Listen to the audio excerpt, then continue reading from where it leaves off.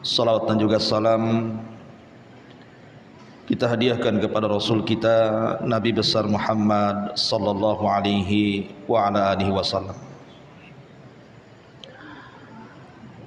Pembahasan di malam hari ini kita akan membahas satu tema tentang perniagaan yang tidak akan merugi selamanya. Ma'asyiral muslimin yang dimuliakan Allah Subhanahu wa taala, apa maksudnya? Perniagaan yang tidak merugi selamanya ini. Padahal dalam dunia perniagaan yang namanya jual beli pasti ada untung dan rugi.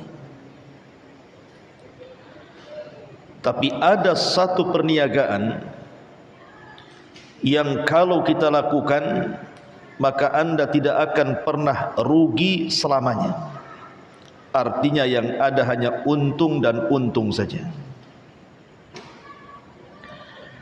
Itulah perniagaan yang kita lakukan dengan Allah Subhanahu wa taala. At-tijaratu ma'allah. Berdagang dengan Allah Subhanahu wa taala. Ma'asyiral muslimin wal muslimat rahimani wa rahimakumullah.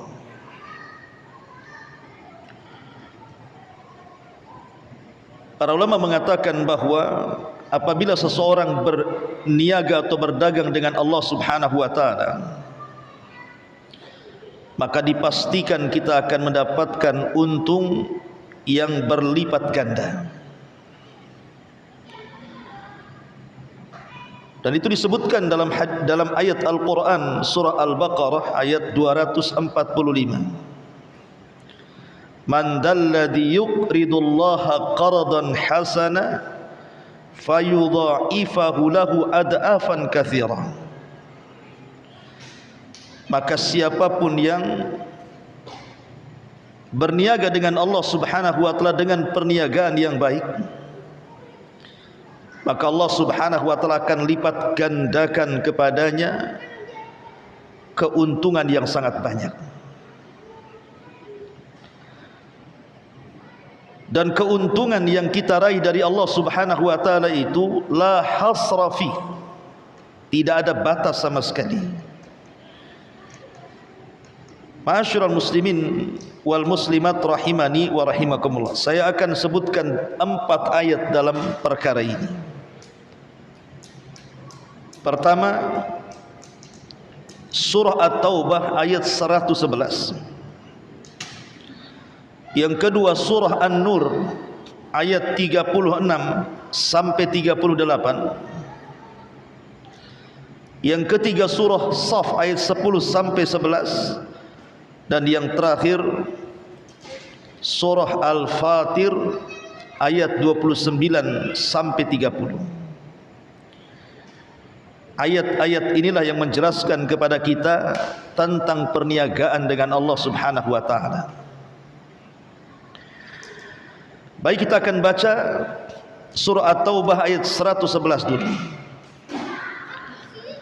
Allah Subhanahu wa taala berfirman, Innallaha ashtara minal mu'minina anfusahum wa amwalahum bi anna lahumul jannah yuqatiluna fi sabilillah fayaqtuluna wa yuqtalun wa'dan alaihi haqqan fit taurati wal injili wal qur'an wa man awfa bi ahdihi minallah fastabshiru bi bai'ikumul ladzi bay'tum bih wa dzalika huwal fawzul 'adzim. Sesungguhnya Allah Subhanahu wa taala telah membeli dari orang-orang yang beriman baik diri mereka ataupun harta-harta mereka dengan memberikan sorga untuk mereka. Mereka berperang di jalan Allah sehingga mereka membunuh atau terbunuh sebagai janji yang benar dari Allah yang telah terdapat dalam Taurat, Injil dan Quran. Dan siapakah yang lebih menepati janjinya selain daripada Allah? Maka bergembiralah dengan jual beli yang telah kalian lakukan itu, yang demikian itu adalah kemenangan yang sangat-sangat besar. Perhatikan ayat ini, ikhwan. At-Taubah ayat 111 ini. Kita tahu bahwa pokok dalam jual beli itu harus ada 4 perkara. Pertama, harus ada yang menjual. Yang kedua, harus ada yang membeli. Yang ketiga, harus ada barang yang dijual belikan. Dan yang keempat, harus ada harga saat membeli. Inilah pokok jual beli namanya. Lah dalam ayat ini Allah Subhanahu wa taala diperankan sebagai pembeli. Siapa penjualnya? Orang-orang yang beriman. Lalu apa barang dagangannya? Diri-diri orang-orang yang beriman dan harta-harta orang yang beriman. Lalu apa harganya? Harganya adalah surga. Subhanallah.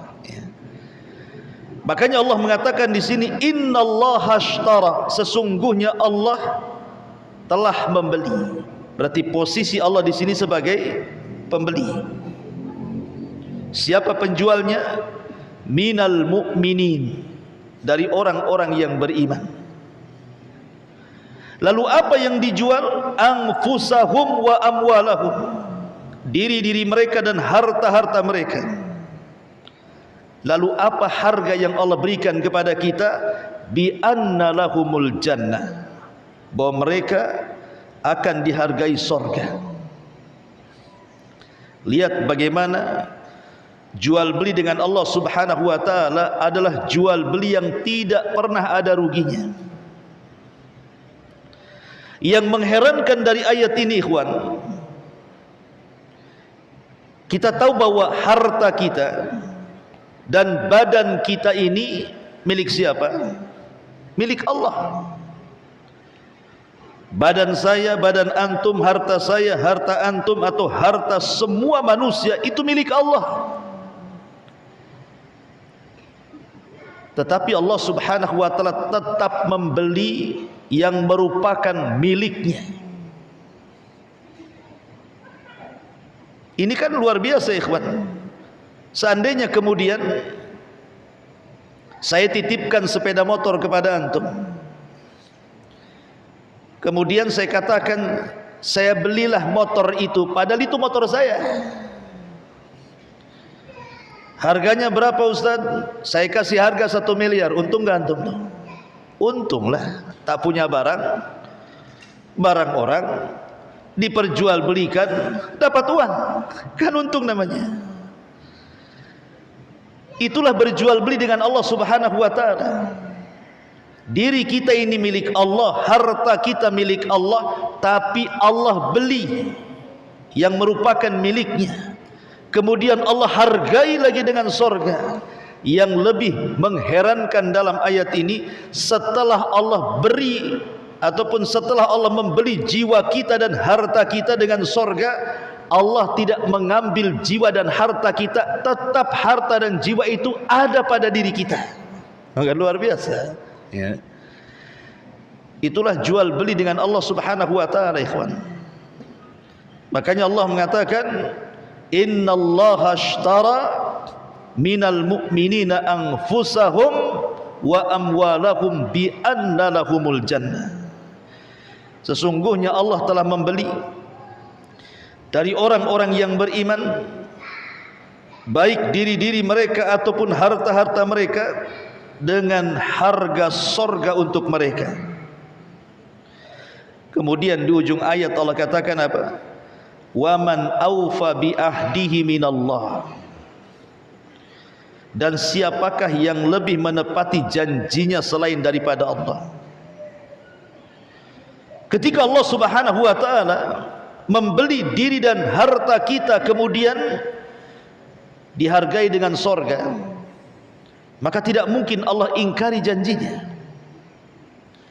Makanya Allah subhanahu wa ta'ala mengatakan, fastabshiru bibai'ikumul ladzi baya'tum bi wa dzalikal fawzul azim.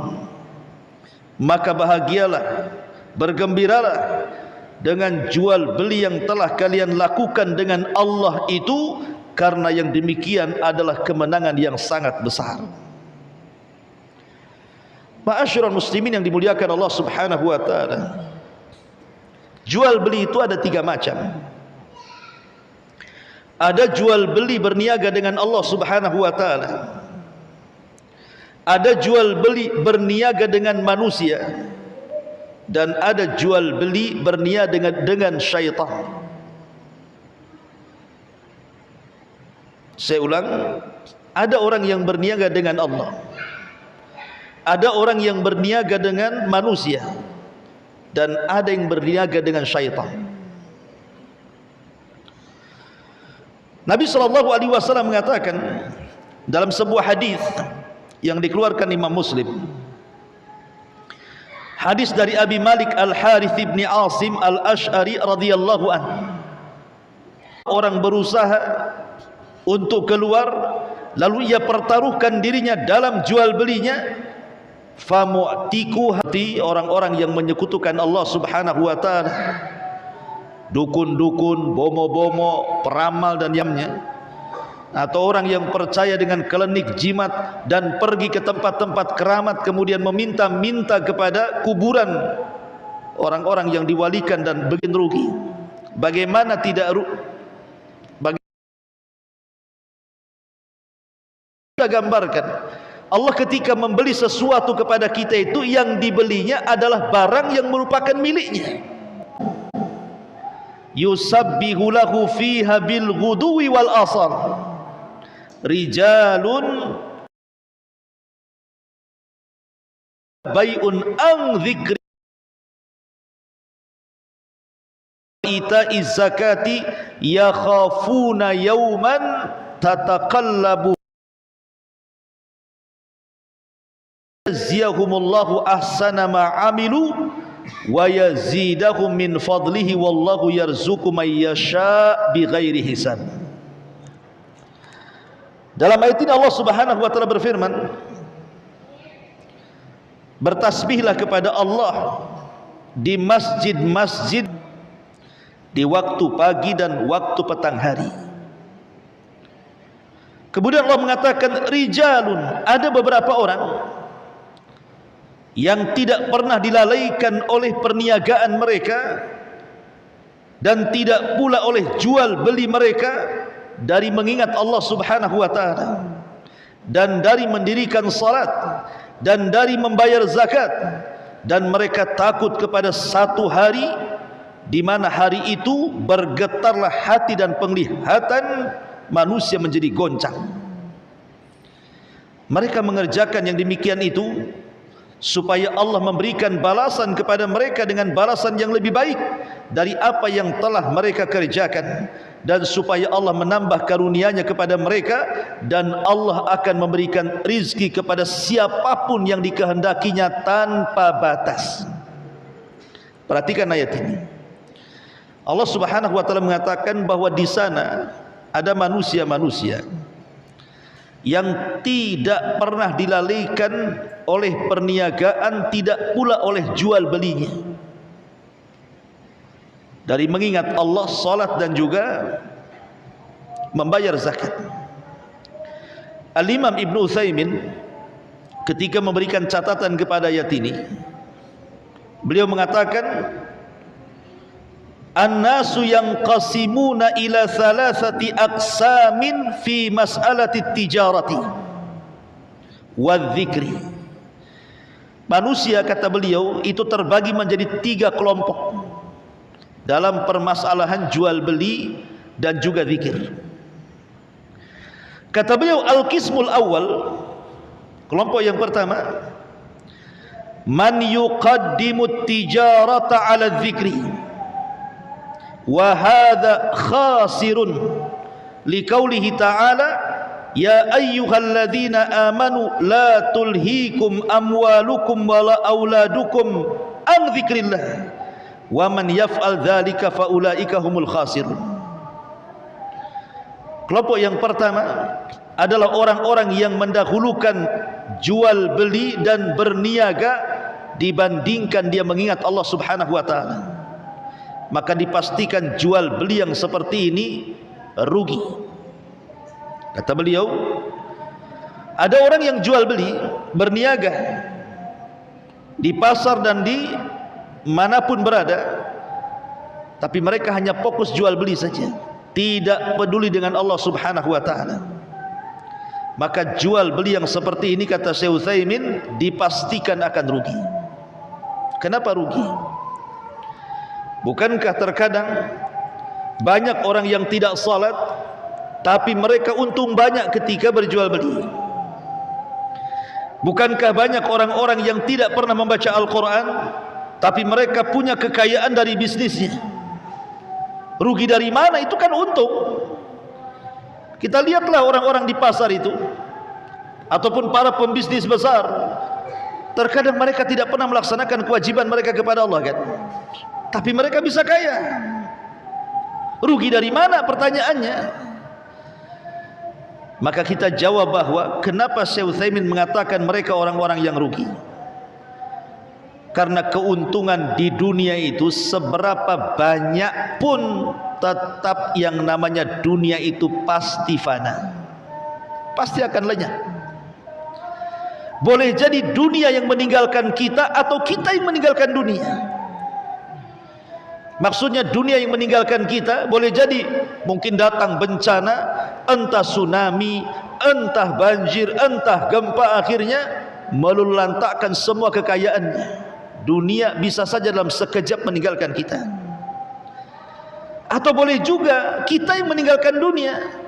Kita sudah kaya raya, tiba-tiba kita mati. Apakah harta itu kemudian dibawa? Tidak. Itulah kita meninggalkan dunia.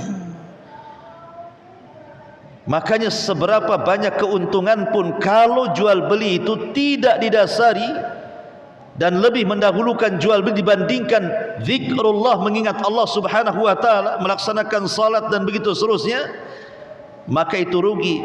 Karena zikir, salat dan ibadah-ibadah yang lainnya itu sesuatu yang akan tetap ada sampai kepada kematiannya.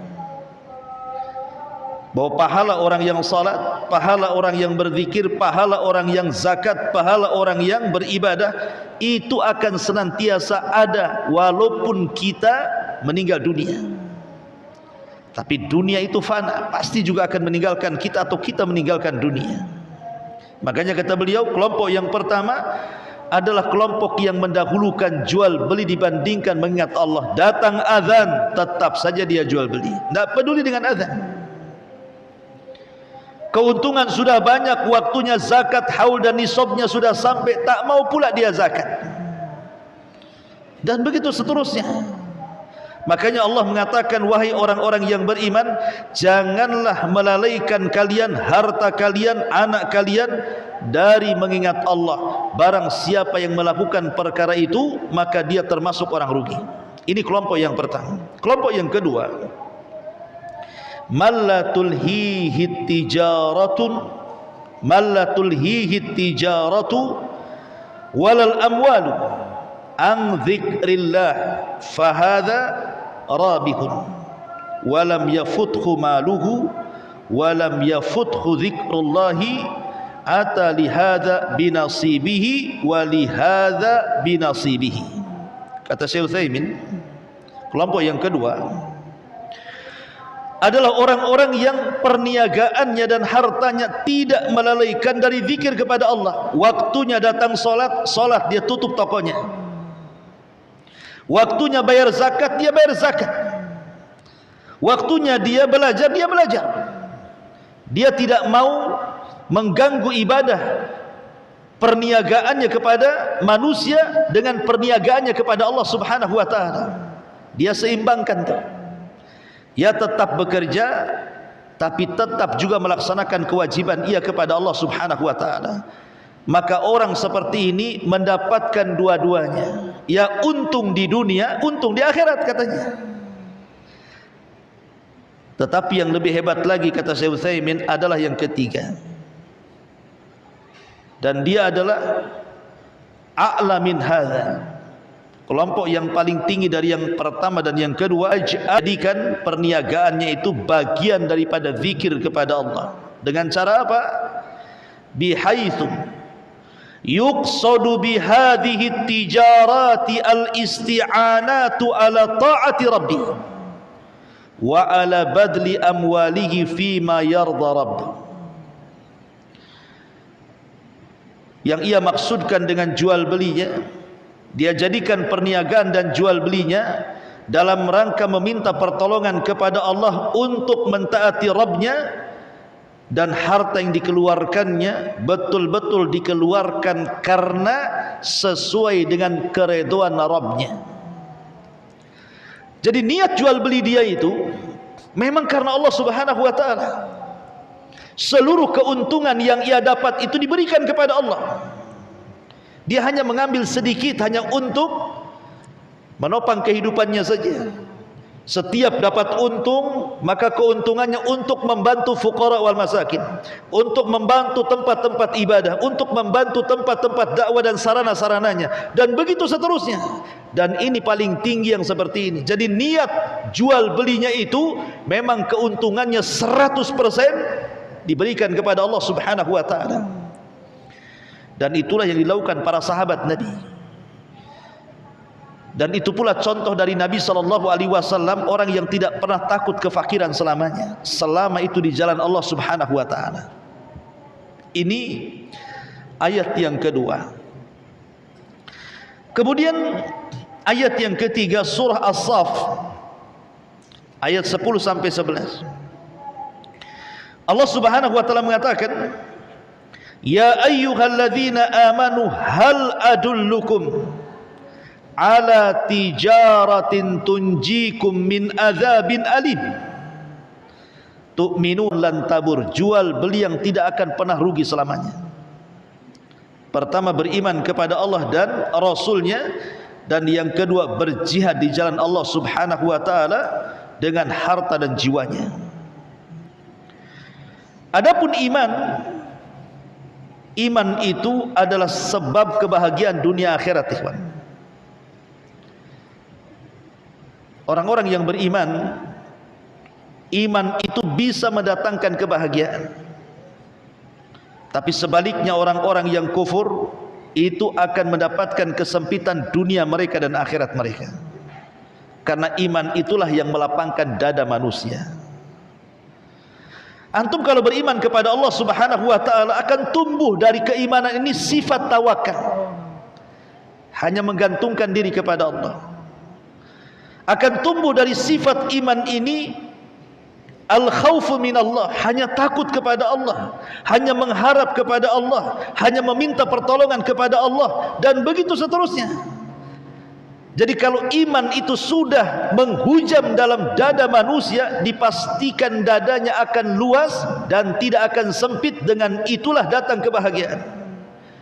Contoh, ada orang susah, mungkin dia susah ekonomi, mungkin diuji oleh Allah Subhanahu wa ta'ala ekonominya, dipecat dari perusahaannya, atau diuji dengan kesehatannya, akhirnya badannya penuh dengan penyakit, bahkan boleh jadi penyakitnya parah, bahkan sampai terduduk dan tidak bisa jalan. Kalau orang-orang yang diuji ini tidak ada iman dalam hatinya, ikhwan, bisa saja mereka putus asa. Betapa banyak orang-orang yang sakit parah karena merepotkan orang yang merawatnya, belakangan akhirnya jadi putus asa tuh. Sehingga sebagian mereka berangan-angan ingin mati daripada hidup, karena merasa merugikan orang, kan gitu. Tapi kalau orang punya iman, dia tahu bahwa ujian itu datang dari Allah Subhanahu wa ta'ala. Terkadang Allah itu ingin mengangkat derajat kita, atau terkadang Allah Subhanahu wa ta'ala ingin menghapuskan dosa-dosa kita tanpa harus beramal, atau terkadang Allah Subhanahu wa ta'ala sedang menegur kita, mungkin kita lalai sehingga harus ditegur oleh Allah Subhanahu wa ta'ala. Lah kalau kita paham dengan ujian-ujian seperti ini, dengan keimanan yang ada dalam dada kita, saya yakin setiap orang yang diuji itu tidak mungkin putus asa, karena imanlah yang menggerakkannya. Dan iman kalau sudah bersarang di dada manusia, maka iman itulah yang akan menggerakkan seluruh anggota badan manusia untuk beramal saleh. Iman yang menggerakkan, ikhwan. Makanya dalam Quran itu, kalau Allah Subhanahu wa taala menyebut amal soleh, mesti didahului dengan kalimat iman. Innal ladzina amanu wa amilu salihah. Pasti iman dulu baru amal soleh. Karena tidak mungkin orang itu bergerak untuk melakukan amal soleh kalau tidak ada dorongan iman. Jadi iman itulah yang mendorong seseorang, akhirnya dia salat, akhirnya dia ngaji, akhirnya dia baca Quran, akhirnya dia berzikir. Iman itulah yang menggerakkan semuanya. Bahkan terkadang ujian yang berat dengan iman yang kuat itu tidak akan terasa. Bilal ibn Rabah radhiyallahu anhu, ketika ditanya di zaman Khalifah Umar bin Khattab radhiyallahu anhu, Umar mengumpulkan sahabat-sahabat yang pernah disiksa oleh orang-orang Quraisy, kemudian mengenang bagaimana siksaan orang Quraisy di zaman kehidupan Nabi sallallahu alaihi wasallam. Maka ceritalah sahabat ini bahwa aku pernah dibeginikan, dibegitukan oleh orang-orang Quraisy dulu. Kemudian yang satunya bercerita, aku pun sama ini dan itu. Tiba-tiba giliran Bilal ibn Rabah bicara. Kemudian ada orang yang takjub dengan Bilal dan mengatakan, ya Bilal, tidak ada manusia disiksa lebih berat daripada siksaan orang Quraisy terhadap dirimu. Tapi kami menyaksikan seolah-olah keperitan siksaan itu tidak pernah engkau rasakan. Macam mana caranya? Bagaimana Bilal itu disiksa habis-habisan, yang mecut berhenti karena capek, tapi Bilal bin Rabah tidak pernah kemudian mengalah dan tetap lisannya mengatakan ahadul ahad, ahadul ahad, seolah-olah menikmati siksaan itu. Maka jawaban Bilal ibn Rabah radhiyallahu an, mungkin jawaban dia biasa-biasa saja, tapi bagi kita luar biasa, ikhwan. Apa kata Bilal?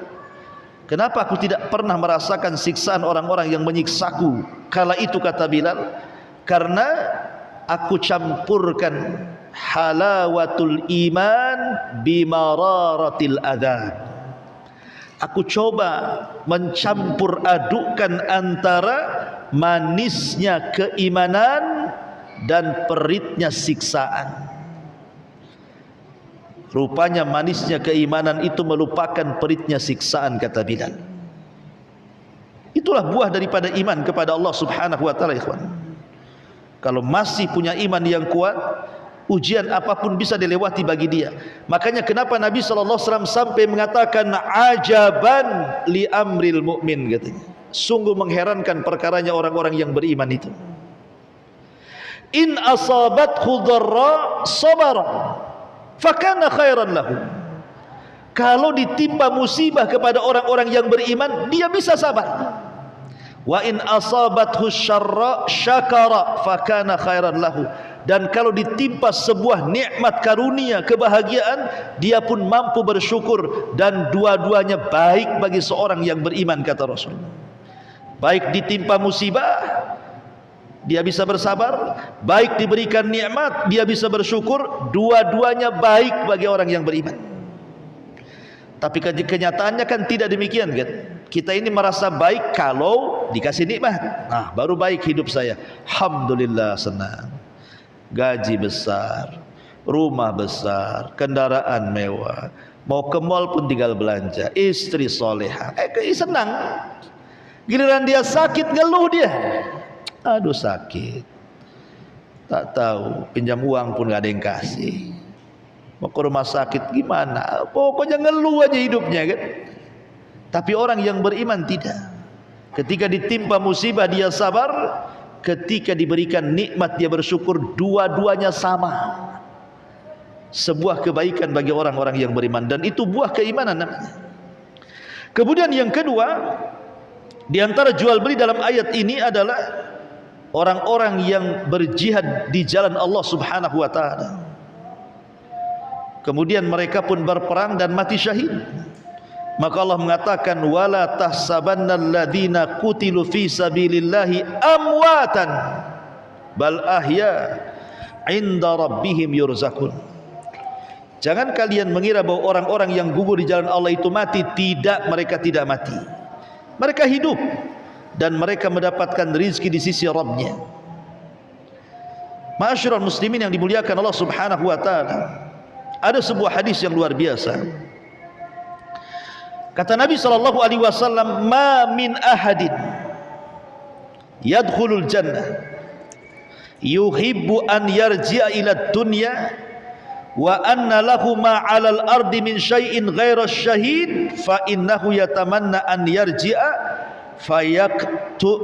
fayaqtulu asyara marratin atau fayuqtalu asyara marratin lima yara minal karamati." Kata Rasul, tidak ada seorang pun yang telah masuk ke dalam sorga tiba-tiba dia ingin kembali ke dunia. Itu mustahil, ikhwan. Orang kalau masuk sorga tidak mungkin mau keluar. Bagaimana mau keluar orang sudah masuk ke dalam sorga? Kenikmatannya tidak bisa dilihat mata, didengar telinga, terlintas di hati atau di pikiran manusia saja tidak bisa. Cemana mau keluar? Tapi masalahnya, karena kita dilahirkan di dunia, makanya ketika diceritakan sorga itu kadang-kadang masih berpikir bahwa sorga itu dongeng belaka. Coba kalau kita lahir di sorga, tidak mungkin kita ke dunia. Tapi kata Nabi SAW, ada orang yang sudah masuk sorga pengen ke dunia, katanya. Siapa orang ini? Mereka lah orang-orang yang mati syahid. Mereka ingin ke dunia.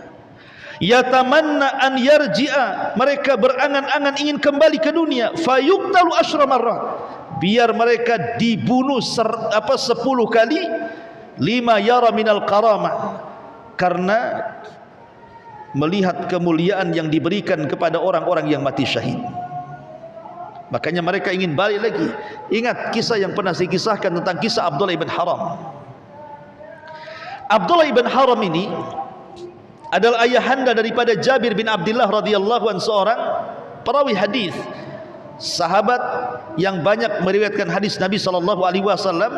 Dari 7 sahabat yang masyhur, Abu Hurairah, Anas ibn Malik, Abu Sa'id Al-Khudri, Aisyah Ummul Mukminin, banyak lah. Salah satunya Jabir yang paling banyak meriwayatkan hadis kepada kita tuh. Dia punya ayahanda namanya Jabir Abdullah ibn Haram. Abdullah ibn Haram ini sudah tua dan cacat, dan sudah tidak punya tenaga lagi, namanya sudah tua sekali. Tapi keinginan jihadnya kuat, karena dia merasa di perang Badar dia tidak ikut, masa di perang Uhud aku tidak ikut juga, aku harus ikut dalam peperangan ini. Datang dia kepada Rasul, Rasul, aku daftar jihad. Kata Rasul, jangan, kau sudah tua, kau banyak anak, uruslah anak-anak. Maka kata Abdullah ibn Haram, oh tidak wahai Rasul, ini urusan sorga, jangan halangi aku terlibat dalam peperangan, katanya. Mendesak, akhirnya Rasul pun mengizinkan Abdullah ibn Haram yang sudah tua renta, tidak punya tenaga, jalan pun sudah susah, diizinkan Rasul untuk perang. Abdullah ibn Haram ini punya anak namanya Jabir. Jabir ini anak laki-laki satu-satunya, sementara dia punya adik 9 orang, semua perempuan. Jadi terpikir oleh Jabir, ini kalau ayahnya meninggal, dialah yang jadi ayah untuk adik-adiknya. Adik-adiknya masih kecil. Datanglah dia kepada Nabi SAW mengatakan, ya Rasul, batalkan bapakku. Dia sudah tua, dia sudah uzur. Bukankah orang yang uzur diberikan rukhsah untuk tidak berjihad? Biarkan dia merawat anak-anaknya. Kalau mau, aku yang akan menggantikannya, kata Jabir. Oh, dengar bapaknya. Marah bapaknya. Sini Jabir, katanya. Laulal jannah la afartuka iya. Kalau bukan urusan sorga, aku siap digantikan dengan posisimu. Ini urusan sorga. Sorry ya, katanya. Nggak bisa. Nggak bisa, urusan sorga itu nggak bisa digantikan. Ya.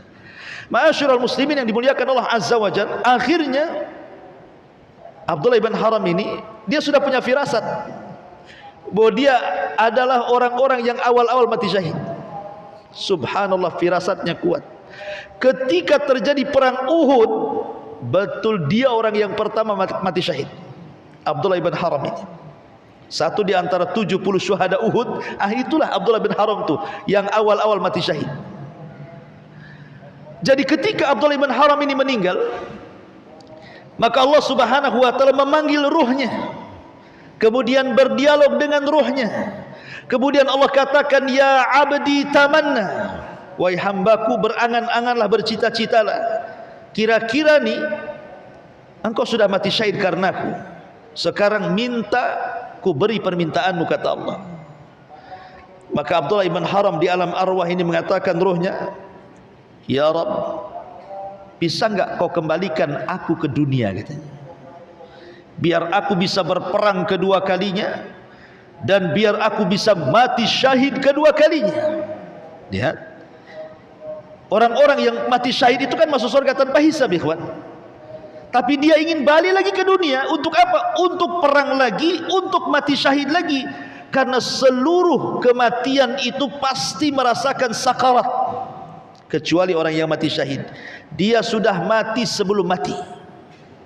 Orang yang mati syahid itu tidak akan merasakan saat kematiannya. Ya, nampaknya saja badannya kena nuklir, badannya kena rudal, badannya kena tank, badannya kena senjata-senjata, sehingga boleh jadi mungkin hancur, nampak sadis. Kita lihat coba para syuhada yang ada di Palestina itu, ada yang macam-macam kondisi mereka kan, nampaknya sakit kalau kita merasakan kita di posisi dia kan. Tapi ingat, orang yang mati syahid itu saat kematiannya tidak akan merasakan sakarat, kecuali hanya seperti cubitan tangan saja. Kita dicubit, kayak gitulah itu matinya. Tapi selain orang-orang yang mati syahid, maka mereka akan merasakan sakaratul maut, rasa sakit yang tidak ada yang tahu kecuali Allah Subhanahu wa taala. Kalau dia seorang mukmin, boleh jadi rasa sakit itu akhir daripada pengguguran dosa dia. Tapi kalau dia orang kafir, boleh jadi itu awal daripada azab dia. Ma'asyiral muslimin yang dimuliakan Allah, lihat Abdullah ibn Haram ini ingin balik ke dunia dia. Maka Allah mengatakan, ya mustahil Abdullah, engkau sudah mati dihidupkan kembali. Enggak mungkin, karena itu sudah ketetapan Allah, orang mati tidak mungkin hidup. Dan ini bantahan kepada orang-orang yang mengatakan mereka bisa mengundang ruh-ruhnya orang-orang yang beriman dengan mengundang kodam-kodam, itu apa istilahnya itu? Mana ada, orang sudah mati ya matilah, tidak mungkin balik ke dunia. Abdullah ibn Haram kalau memang bisa balik ke dunia, sudah Allah hidupkan dia. Tapi Allah katakan tidak, orang mati itu takdirnya tidak mungkin hidup lagi. Maka Abdullah ibn Haram mengatakan, kalau begini ya Rabb, ya sudahlah, kalau aku tidak bisa hidup lagi ke dunia, habarkan saja posisiku di hadapanmu kepada Jabir putraku dan kepada orang-orang yang beriman. Maka Allah Subhanahu wa taala turunkan ayat, wala tahsabannalladzina qutilu fi sabilillahi amwatan bal ahya inda rabbihim yurzakun. Turun surah Al-Imran ayat 169, menghabarkan tentang Abdullah ibn Haram yang sudah mati. Jangan kalian mengira bahwa orang-orang yang gugur di jalan Allah itu mati. Tidak, mereka tidak mati, mereka hidup, dan di sisi Tuhan mereka sedang menikmati rizki-rizkinya. Ma'asyiral muslimin yang dimuliakan Allah Azza wa Jalla, ini ayat yang ketiga dan ayat yang terakhir. Allah Subhanahu wa taala sebutkan dalam surah Fatir ayat 29 dan 30. Innal ladzina yatluna kitaballah wa aqamus salata wa anfaqu mimma razaqnahum sirran wa alaniyatan yarjuna tijaratan lan tabur liwafiyahum ujurahum wa yazidahum min fadli innahu ghafurun syakur. Sesungguhnya orang-orang yang mereka membaca Al-Quran, satu,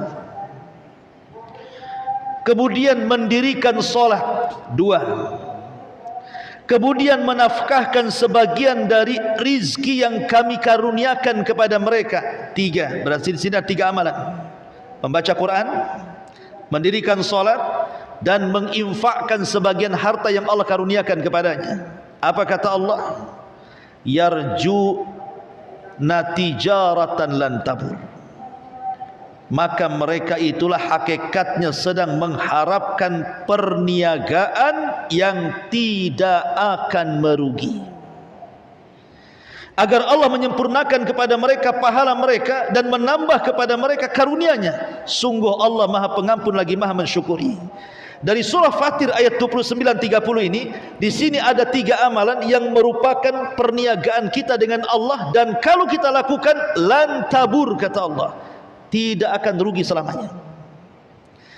Yang pertama, membaca Al-Quran. Membaca Quran itu ikhwan, dalam hadis yang masyhur yang sering antum dengar, baca satu huruf berapa digaji oleh Allah? 10. Kalau seandainya antum jadi tukang bangunan sajalah, kita ambil yang rendah saja pekerjaannya, digaji 10 kali lipat yang hariannya 200 umpamanya. Antum digaji kerja sama saya gaji 10 kali lipat dari harga umum. Saya kira orang PT keluar menjadi tukang semua tuh. Kalau umpamanya anggaplah satu hari 200 kalilah 10, 2 juta satu hari. Sebulan dah banyak tuh dia dapat. Itu kalau tukang bangunan yang gajinya 200 gitu.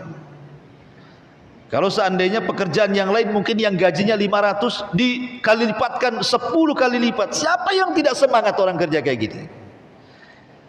Tapi orang kerja itu bagaimanapun tetap harus mengeluarkan tenaga dan pikiran mereka. Dan berniaga dengan manusia itu pasti ada lelahnya. Walaupun di balik lelah itu ada gantinya. Tapi kalau kita berniaga dengan Allah itu mudah. Terkadang tidak merasakan kelelahan. Antum baca qul huwallahu ahad lelah antum? Aduh capek sakit pinggang, kenapa? Habis baca qul hu tadi ada ceritanya. Saya baca qul hu langsung sakit pinggang antum. Tapi kalau antum kerja satu hari, kerja bangunan, wajarlah antum pegang pinggang itu kan. Antum minta urut. Tapi baca qul hu satu kali enggak mungkin antum lelah itu.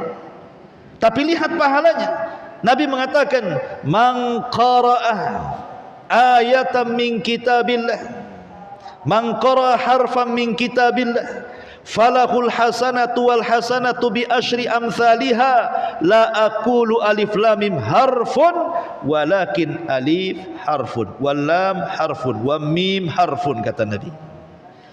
Siapa yang membaca satu huruf saja, maka dia mendapatkan kebaikan yang dilipat gandakan 10 kali lipat kebaikan. Lihat bagaimana amalan ini diganjar oleh Allah Subhanahu wa taala 10 kali lipat. Padahal satu huruf tu alif, satu huruf lam, satu huruf mim, satu huruf. Kalau surah Al-Ikhlas coba antum hitung berapa hurufnya tuh, kalikan 10. Banyak antum dapat pahala di situ. Itulah perniagaan dengan Allah. Dengan cara yang pertama apa? Baca Quran. Baca Quran ini luar biasa pahala di hadapan Allah Azza wa Jalla, karena akan jadi syafaat bagi kita juga pada hari kiamat. Yang kedua, perniagaan yang tidak akan rugi bersama Allah adalah iqamus salat, mendirikan salat. Kenapa bahasanya mendirikan ya? Wa aqamus salat, mendirikan. Orang yang salat itu banyak, tapi yang mendirikan itu sedikit. Ya. Orang yang sholat kan banyak, di masjid ini, di masjid sana, di musola ini, di musola sana, di mana-mana banyak orang sholat itu. Tapi yang mendirikan sholat itu sedikit. Apa maksud mendirikan di sini? Kata Syekh Shalih Fauzan, maksudnya mendirikan sholat itu orang yang mendatangkan 1 syarat-syaratnya, 2 rukun-rukunnya, 3 wajib-wajibnya, 4 sunnah-sunnahnya. Ini sedikit sekali. Memang orang sholat banyak, tapi lihat ruku saja kadang-kadang tidak lurus. Kadang-kadang main cepat-cepat saja, sujud saja main ngebut-ngebut saja. Kadang-kadang tidak tumakninah, kadang-kadang tidak khusyuk. Kadang-kadang wudunya enggak benar, cemana pula solatnya mau benar. Lah kadang-kadang pakaiannya juga tidak rapi. Kalau menghadap Pak Wali saja rapi, kalau menghadap Allah itu pula pakai kaos oblong umpamanya. Kan banyak yang seperti ini. Makanya saya katakan orang yang solat banyak, tapi yang mendirikan solat itu sedikit. Makanya orang-orang yang mendirikan solat itu mereka sedang melakukan perniagaan dengan Allah Subhanahu wa taala lan tabur, yang tidak mungkin rugi selamanya. Dan yang terakhir adalah orang-orang yang berinfak di jalan Allah baik terang-terangan ataupun sembunyi-sembunyi. Di zaman Nabi sallallahu alaihi wasallam ada seorang sahabat namanya Abu Dahda radhiyallahu anhu. Abu Dahda ini mendengar ada anak yatim yang diusir dari kebun seseorang karena kalah di pengadilan. Jadi ada anak yatim, dia nyerobot tanah bahasanya, kemudian buat rumah-rumahan di situ. Yang punya tanah marah, akhirnya diambil. Kata anak yatim, ini tanah bapak saya. Kata yang punya tanah, itu tanah saya. Datanglah ke mahkamah pengadilan, kalah anak yatim itu. Maka Nabi SAW datang kepada orang yang punya tanah, kasihkanlah, itu kan cuma sedikit saja untuk dia. Tidak bisa. Kata Rasul, bagaimana kalau seandainya gantinya sorga? Kau kasih tanah ini kepada anak yatim, maka gantinya tanah di sorga. Mau enggak kamu? Tidak mau dia. Akhirnya kemudian datanglah Abu Dahda radhiyallahu anhu ini. Kemudian melobi orang yang punya tanah, wahai fulan, tanahmu kan jauh dari kota, tanahku ada di kota satu tuh. Kalau tukar mau enggak? Tanah antum di Jabal Uhud atau di Beliung, tanah saya di Nagoya, sama-sama 1 hektar. Mau enggak ditukar? Maulah, kalau enggak mau bego deh. Harga di tengah kota berapa, harga di sini berapa kan gitu kan. Akhirnya apa? Mau ditukar. Setelah ditukar tanahnya, maka Abu Dahda mengatakan kepada anak yatimna, ambillah tanah ini untukmu. Subhanallah. Ketika Abu Dahda radhiyallahu anhu kemudian sudah menginfakkan hartanya kepada anak yatim ini, karena dia mendengar Nabi SAW, siapa yang memberikan tanah ini kepada anak yatim maka sebagai gantinya tanah di sorga. Dia ingin mendapatkan tanah di sorga, ingin berjual beli dengan Allah ya. Akhirnya setelah deal-dealan itu, dia pulang. Istrinya Ummu Dahda masih ada di kebun itu. Abu Dahda tidak mau masuk ke kebun yang sudah dibarter, diinfakkan karena Allah itu.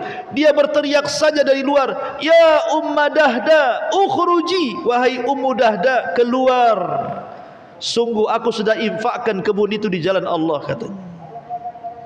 Kira-kira kalau istri antum di posisi Ummu Dahda, apa nggak ngereweng tuh? Bang kok dikasih, jual lah. Ngapain abang jual? Mungkin udah ngerengek itu. Karena nggak izin istrinya, main barter aja nggak dapat apa-apa. Karena berniaga dengan Allah itu memang perlu iman nih, kawan. Karena surga itu kan memang tidak tampak kan itu. Hanya cerita saja, cerita nikmat-nikmat. Karena kita belum masuk ke dalamnya. Kalau nggak yakin dengan surga itu, nggak mungkin orang itu berniaga dengan Allah, ikhwan. Tapi hanya orang-orang yang yakin berniaga dengan Allah Subhanahu wa taala. Sampai ketika hijrah, ada seorang sahabat namanya Suhaib Ar-Rumi. Suhaib Ar-Rumi radhiyallahu anhu.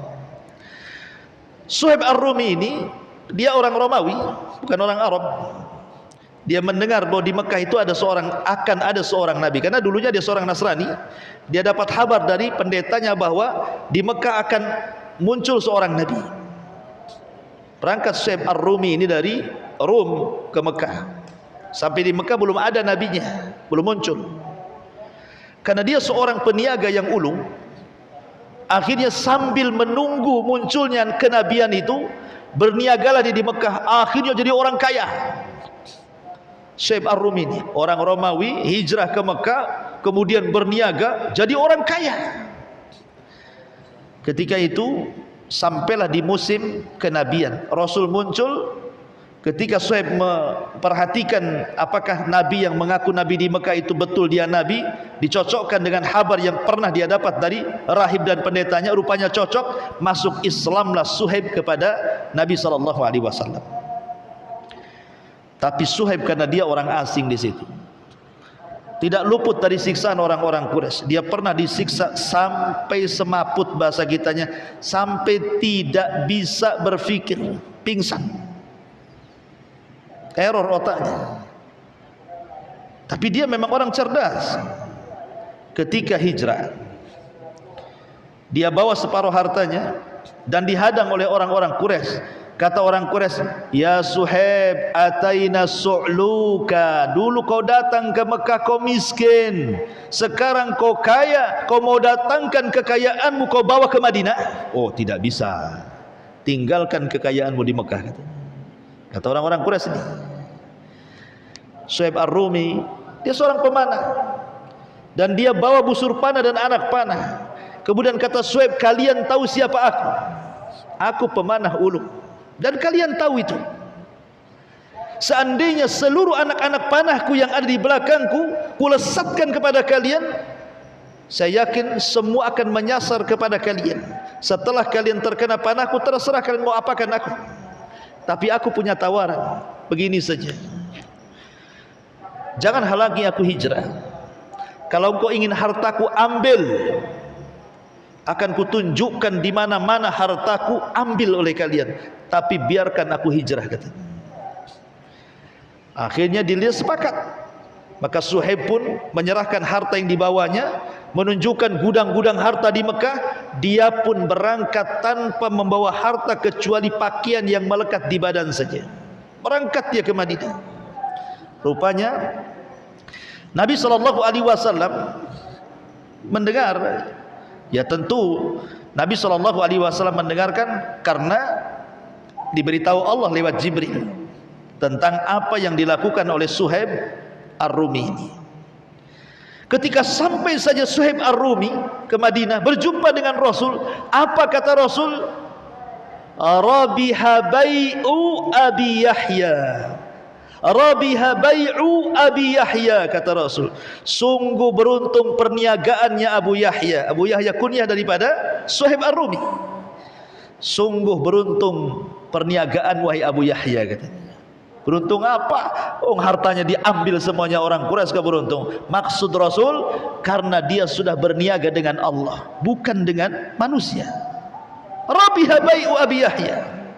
Sungguh beruntung perniagaan wahai Abu Yahya. Enggak ada masalah hartamu diambil semuanya, tapi nanti Allah akan ganti, kata Rasul. Dari sini turun ayat surah Al-Baqarah, "Wa minan nasi man yashri nafsahu ibtigha'a mardatillahi wallahu raufum bil ibad." Dan di antara manusia ada orang-orang yang mengorbankan dirinya untuk mencari keridhaan Allah, dan Allah Maha Penyantun kepada hamba-hambanya. Dialah Suhaib Ar-Rumi yang sudah berniaga dengan Allah Subhanahu wa ta'ala.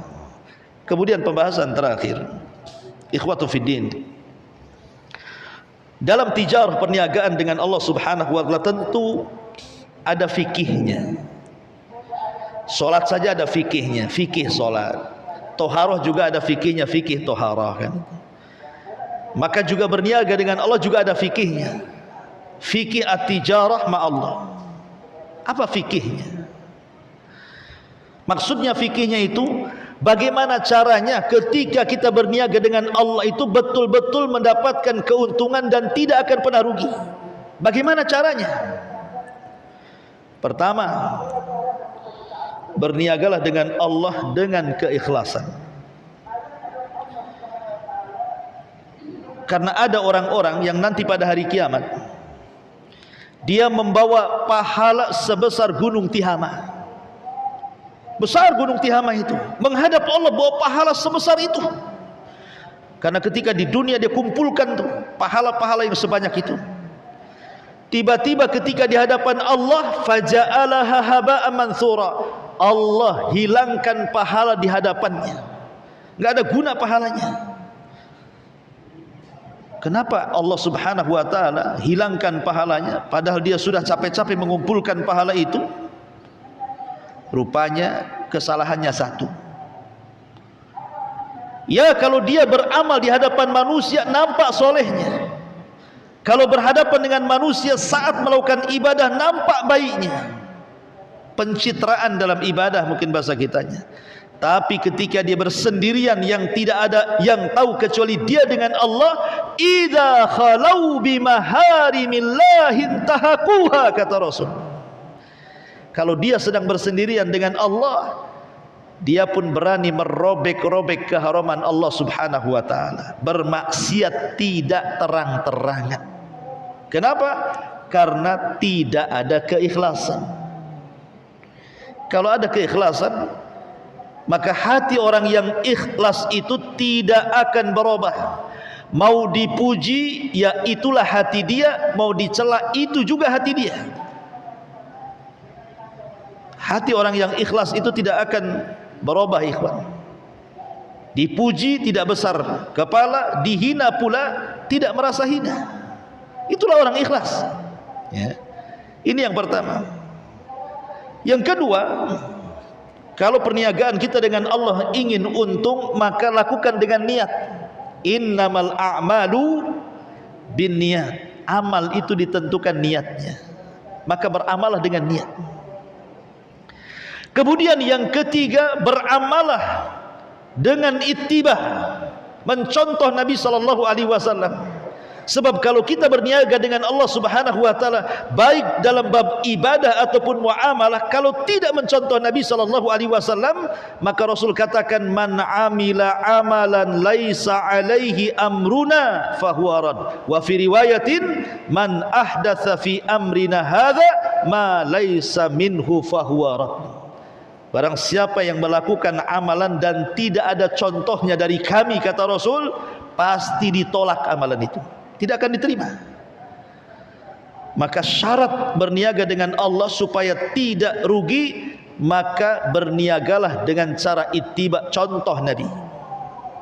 Ikhlas, ada niat, mencontoh Nabi, kemudian hindari amalan-amalan dari dosa-dosa yang bisa menggugurkan pahala, seperti riya, menggugurkan pahala. Sum'ah, menggugurkan pahala. Bahkan yang lebih dahsyat adalah kesyirikan kepada Allah, syirkul akbar. La in asyrakta la yahbatanna amaluka wa la takunanna minal khasirin. Kalau engkau melakukan kesyirikan, hancur lebur amalan dan engkau termasuk orang yang rugi. Hindari perbuatan maksiat yang bisa menggugurkan perniagaan dengan menghilangkan pahala. Kemudian yang kelima, pandai-pandailah seseorang itu memilih hari-hari dan waktu untuk beribadah kepada Allah Azza wa Jalla. Karena Allah mengatakan, inna li rabbikum fi ayyami dahrikum nafahat. Apa kata Rasul? Sesungguhnya bagi Rabb kalian dalam hari-hari tahunan kalian itu ada nafahat. Nafahat itu karunia yang sangat-sangat besar yang tidak Allah berikan kecuali di hari-hari tertentu dan di waktu-waktu tertentu. Seperti kalau di bulan Ramadan ada namanya 10 akhir Ramadan. Kalau di bulan Dhul Hijjah ada namanya 10 awal bulan Dhul Hijjah. Kalau di bulan Muharram ada namanya 10 awal bulan Muharram. Kalau dalam satu hari itu ada namanya sepertiga malam akhir. Kalau dalam solat itu ada namanya sujud. Itu kan waktu-waktu yang luar biasa tuh, yang tidak ada pada waktu-waktu yang lainnya. Pandai-pandailah dalam beribadah itu, mencari-cari hari-hari, mencari waktu-waktu yang di situ karunia Allah turun di situ. Artinya kalau kita mendapatkan satu hari saja contoh Lailatul Qadar, seolah-olah kita beribadah 1000 bulan kan, 83 tahun 6 bulan kurang lebih. Maka carilah nafahat, ya, karunia-karunia Allah Subhanahu wa taala. Dan yang terakhir tentu berdoa kepada Allah Azza wa Jalla agar Allah Subhanahu wa taala menerima setiap perniagaan kita dengan Allah Subhanahu wa taala. Sebagaimana lihat Ibrahim yang menyuruh membangun Ka'bah Allah, maka Ibrahim pun membangun Ka'bah. Setelah Ibrahim membangun Ka'bah sesuai dengan kehendak Allah, Ibrahim masih takut kalau seandainya amalannya tidak diterima. Ibrahim pun berdoa, Allahumma taqabbal minna, ya Allah terimalah amalan kami. Padahal Allah yang nyuruh bangun Ka'bah dan dia sudah membangun sesuai dengan kehendak Allah, pasti Allah terima. Tapi Ibrahim masih takut kalau tidak diterima. Kalau Ibrahim saja takut amalan dia tidak diterima, apalagi kita. Maka teruslah berdoa kepada Allah supaya perniagaan kita diterima dan mendapatkan untung lantabur yang tidak akan rugi selamanya. Wallahu a'lam bishawab. Inilah di antara pembahasan kita at-tijaratu ma'allah. Subhanakallahumma bihamdika asyhadu an la ilaha illa anta astaghfiruka wa atubu ilaik. Allahu ta'ala alam. Assalamualaikum warahmatullahi wabarakatuh.